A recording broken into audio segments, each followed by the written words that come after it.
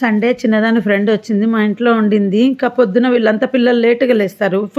Food చల్లగా అయిపోతది. ఇంక ఉట్టి ఉప్మా చేయటం ఏంలే అనేసి బియ్యపు రవ్వ సదరన్ సూపర్ మార్కెట్‌లో తెచ్చుకునేది ఉంది ఇంకా. మళ్ళీ అక్కడికెళ్ళే టైం అయింది. బియ్యం అయిపోతే వెళ్లి తెచ్చుకోవాలి. సో, రవ్వ పులిహోర లాగా చేసినానండి. చింతపండు పులిహోర అన్నంతో చేసుకుంటే అన్నం అయితది గదా!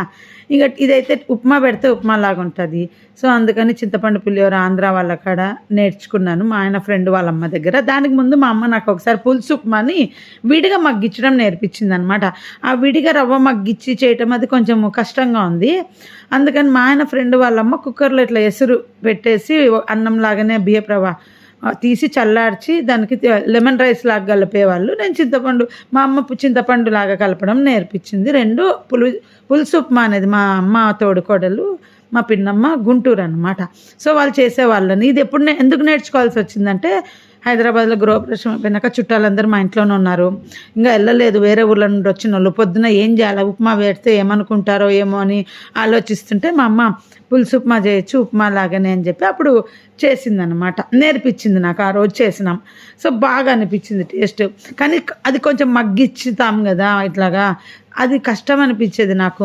అందుకని నేను చేయకుండా వదిలేసాను. ఎప్పుడైతే మా ఆయన ఫ్రెండ్ వాళ్ళ అమ్మ కాడ నేర్చుకున్నానో హైదరాబాద్‌లో, వాళ్ళు కాకినాడ. సో, ఇంత సుత ఎందుకు చెప్తున్నానంటే నేను పులుసు ఉప్మా నేర్చుకోవటానికి కారణము అంటే నాకు ఉప్మా మనకు నచ్చదు గదండీ! ఇది లంచ్ బాక్స్‌కి బావుంటది. ట్రావెలింగ్‌కి బావుంటది. చుట్టాలకు ఉప్మా వండినామనుకో కొంచెం పని. నాకైతే చింతపండు రసం ఆల్రెడీ రెడీగా ఉంటది గనక నాకు పని ఉండదు. మీకు ఇన్‌స్టంట్ చింతపండు పేస్ట్ ఉంటది గదా! అప్పటికప్పుడు ఐడియా వస్తది మీ ఇంట్లో అకేషనల్‌గా ట్రావెలింగ్‌కు తీసుకెళ్ళాలన్నా ఈ చలి కాలంలో బాగా యూజ్ అవుతది. గెస్ట్ వచ్చినప్పుడు ఉప్మా పెట్టినామనకుండా ఇదంతా ఆంధ్ర వాళ్ళ రెసిపీ. సో, రాయలసీమ వాళ్ళు, తెలంగాణ వాళ్ళది గాదు ఈ రెసిపీ. సో, అలా మన ఇంటికి వచ్చే గెస్ట్ ఆంధ్ర వాళ్ళైతే నేను రాయలసీమ వంటలు చేస్తాను. రాయలసీమ వాళ్ళైతే ఆంధ్ర వంటలు చేసేదాన్ని. వచ్చిన పర్సన్‌ని బట్టి ఆళ్ళెక్కడి వాళ్ళని పెళ్ళైన కొత్తలో వాళ్ళకి ఈ రుచులు తెలీదు గనుక ఇప్పుడంటే యూట్యూబ్ ద్వారా అందరికి ఒకరి రుచులు ఒకరికి తెలుసు గానీ, అప్పుడెక్కడ తెలుసు అసలు?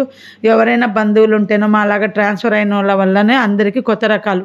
లేదా రెంటింట్లో తిరుగుతా ఉన్న వాళ్ళకు, మన ఇంట్లో రెంట్‌కున్నోళ్ళు ఇలా ఉంటేనే గానీ ఎవరింటి ఫుడ్ వాళ్ళు మాత్రమే వండుకునేవాళ్ళు. అప్పుడు ఒకరి వంటలు ఒకరు నేర్చుకునేవాళ్ళు గాదు. చాలా మటుకు తింటారు గానీ, ఇది మా ఇంట్లో వంట కాదు, మాకు రాదు అని అట్లా ఉంటుండ్రు మన పెద్దవాళ్ళు.